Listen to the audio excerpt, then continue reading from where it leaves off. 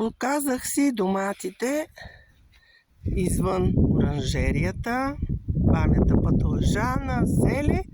Тук сме насадили в големи корита, задълбани в земята, сладък картоф червен. Да видим какво ще се получи. Това са колонните дръвченца. Казвам колонни или стъблести, от които сме много доволни. Насадени са пролетта. Даже прасковките цъфтяха, но беше студено естествено и са на първа година, така че нищо не направихме. Патенцата се виждат от тук с пътичарника. Днеска им сменихме водичката и се радват на първа линия. Сега бостана е съден много късно, края на юни. Но се развива много добре.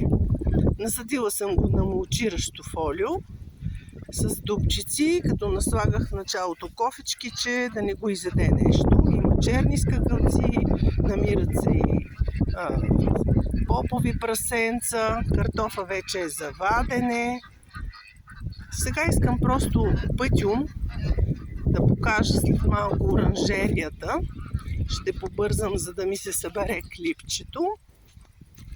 Обрах доматите, обрах паталджани, краставици, има още малко. И поизсветлих малко, като изрязах листата на доматите. Поизсветлих малко нещата, за да може да се развиват малко по-добре. Ето ги доматките в оранжерията до тавана. Къса ги, ряза ги някой сега, защото то не може да се мине. Имам съд, от който поливам с топла водичка. Тук е ръгби.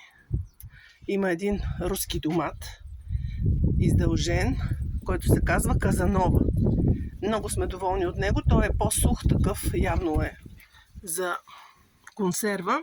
Долу имам още един съд.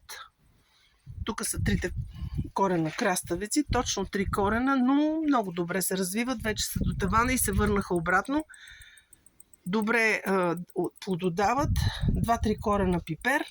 Но общо взето това ми е оранжерийката. И сега ще правиме доматки в бурканчета. Ето ги основно розово. Ето го жълтото. Жълто към 800 грама. Добре са.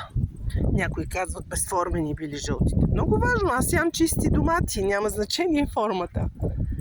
Успехи на вас!